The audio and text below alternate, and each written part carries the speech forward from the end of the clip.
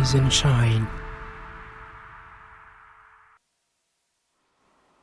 Of course, we're starting off with the very first flash story this morning. We see that no fewer than 9,000 civil servants who sat for the 2022 Federal Civil Service Promotion Examinations failed.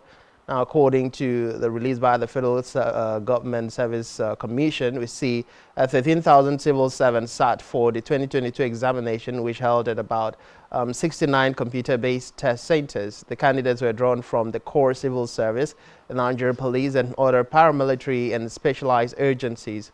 Of course, according to the report, the civil servant dated 30th of November, we see that the formation numbers failed the examination.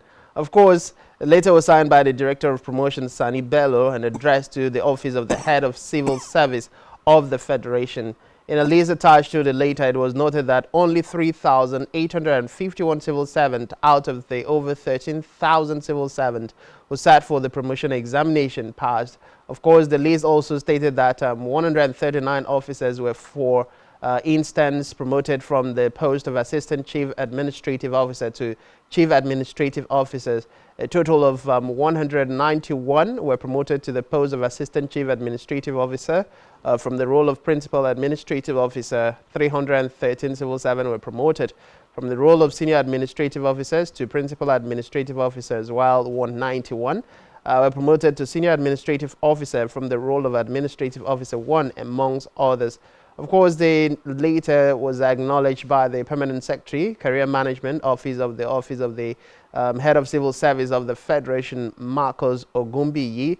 Of course, civil servants were also informed that the 2023 promotion exercise for civil servants in the poll of the Office of the Head of the Civil Service of the Federation, of course, will also hold December 11, 2023 to December 16, 2023. So you're looking at the first batch. A huge number of people have failed. Another one is slated for December 11 through December 16, 2023. Now, I would always say this.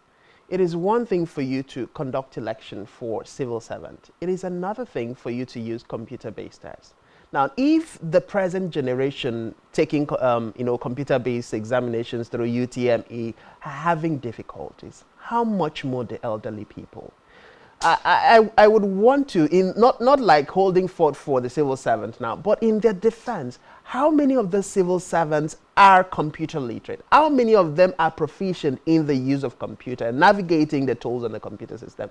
So when you're putting exams on the computer and you're coming out to say this huge number of people fail, did they fail because they could not navigate through the system, or they fail because they are just too block-headed to understand the questions that were given? And you cannot tell Nigerians that this huge number of civil servants failed the examination just because they could not answer the questions. It's a whole lot of issues. I mean, yes, the world is changing. It's all about technology. It's all about computer now. But before you get to prioritize computer, how about looking into the minds of the people that you're working with, you are serving, looking into the age bracket, looking into the certification? How many of them, how many civil service offices do we have computers? To even say that those people are having access to computer on a daily basis, and so there should be no excuse on that part. So I think a lot needs to be done. Nigerians would argue, and this could also be another means of, robbing Nigerians, civil servants who have paid their dues, who deserve that, promotion, from being promoted. So some persons would say this is politics, and in order to make it look very beautiful, the computer-based test is being given. So you would have enough excuse, and the federal government will have enough valid excuses and evidences on their side to say, oh, of course you saw we promoted XYZ numbers who passed. These ones cannot be promoted, and so they cannot move to higher ranking, higher earning. It's a serious issue, and that's the baseline of this conversation this morning.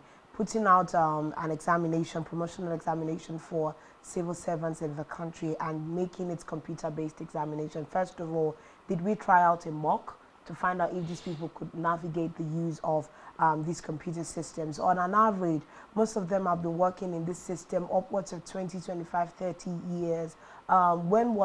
Which of their departments actually have computers in them? How many of them go to a normal secretariat, Francis? The list person works paper to paper. You move paper and move files around. They are not conversant with the use of computers. And then you take a very important examination, which is promotional. Some of them have been in the system for so long and have not been promoted past the number of years that they ought to have been promoted. The one time that the civil service decides that it's time to do mass promotions, you now take the exams and put it, make it computer based. I think this is first of all an error from the civil service at the federal level. Because just like Francis said, there is no way you would tell us that over 9,000 people in the first tranche of that examination failed.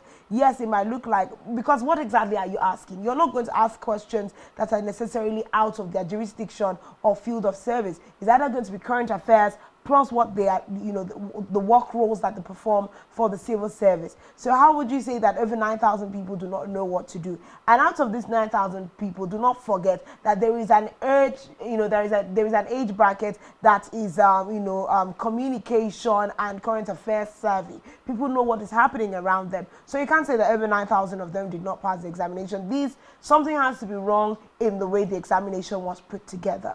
So we go beyond that conversation and ask the civil service organization, those in charge of the agencies, please rethink how the examination was set in the first place. We have another tranche that is coming from the 11th of December. We need to review what exactly happened. Now, when you set a computer-based examination, it's usually timed. An average person, at that age, which might not have sat for an exam in several years, is going to take longer than necessary on a question. Yet the questions are timed. You're going to find out. Now, if we analyze the indices around this mass failure, 1, too little questions were answered.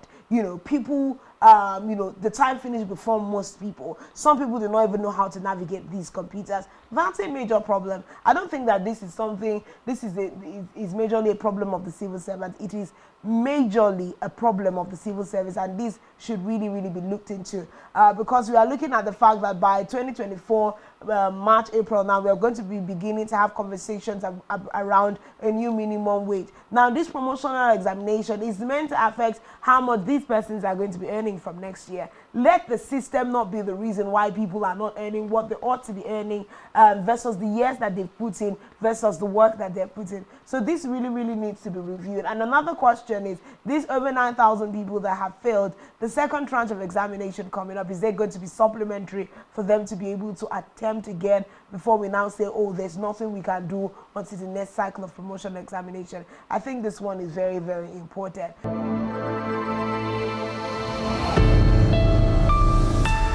Rise and shine.